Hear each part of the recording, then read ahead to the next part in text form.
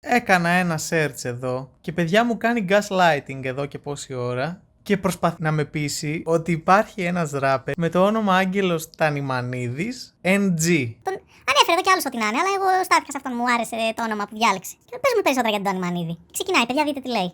Γνωστός ράπερ, έχει αφήσει το στίγμα του. Ο Άγγελος Τανιμανίδης εδώ εξηγεί κιόλας NG προφέρεται NG. Ενεργή περίοδος, ενεργός περίοδος. Από τα μέσα της δεκαετίας του 90 έως και σήμερα, παιδιά. Είναι γνωστός, λέει. Έχει κάνει συνεργασία με το Bossican, με το Light, Zodianitria. Εντάξει, Zodianitria και Κύρος ή Ξύρος. Δεν έγινε ποτέ mainstream. Όχι, φίλε μου, δεν σου λέω ψέματα. Υπάρχει πραγματικά και είναι γνήσιος ράπερ από τη Θεσσαλονίκη. Για στείλε link. Για να δούμε τα link. Εδώ, NG επιβάτης. Οχ. NG και Bossican, δεν γίνεται. Μάλλον χαζός είμαι, δεν τον ξέρω. Έχει κάνει τραγούδι με τον Bossican στην πόλη. Ούψ.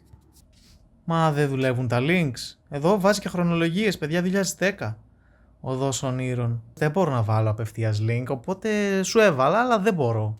Δεν βρίσκω τίποτα από αυτά που λες. Ψάξτε στο SoundCloud. Ναι, παιδιά, έψαξα, δεν βγάζει τίποτα. Πού είναι ο NG, παιδιά? Σε ελληνικές hip hop ομάδες, να πάω και να με κοροϊδεύουνε. Να πάω να ρωτάω τον κόσμο στη Θεσσαλονίκη αν ξέρουν τον NG, σαν τον τρελό. Zodianitria, παιδιά, μην ξεχνάτε. Έχει κάνει συνεργασία με Light, σε παρένθεση Zodianitria. Για στείλε lyrics και βγάζει τώρα από τη στομάχα του. Περπατάω σαν επιβάτη σε τρένα που δεν σταματούν, οι στάσεις μου λίγες, οι άνθρωποι μου αλληλοί. Αλληλοί! Βλέπω πρόσωπα κουρασμένα, ιστορίες σε σκουπίδια. Κι όμως όλοι τρέχουμε για λεφτά που δεν μας φτάνουν. Και ποιος θα ξεχάσει το κλασικό τραγούδι με τον Bossican, το feat που λέει ο Bossican? Κι εγώ ακούω τις φωνές της, σαν παλιό ραδιόφωνο. Θεσσαλονίκη μας έδωσες ρήμες, αλλά πήρες τα λεφτά μας. Ψεύτη. Έχεις δίκιο να είσαι καχύποπτος. Βρε αγάμις. Για δεν το άφησα έτσι, ορίστε η απάντησή μου. Βγάζω κι εγώ από το μυαλό μου έναν ράπερ.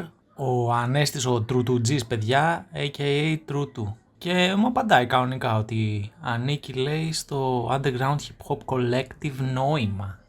Και έχει φυσικά συμμετάσχει με Saddam, Rack, Billy Seo, Fly Low και άλλους.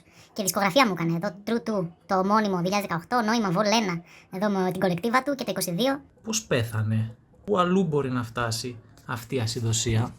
Αυτά, παιδιά, κάποια μέρα θα μας ελέγχουν, ορίστε τα αποτελέσματα. Μέχρι στιγμής δεν υπάρχει καμία επίσημη πληροφορία ότι έχει πεθάνει. Δεν έχουν δώσει κάποια δήλωση.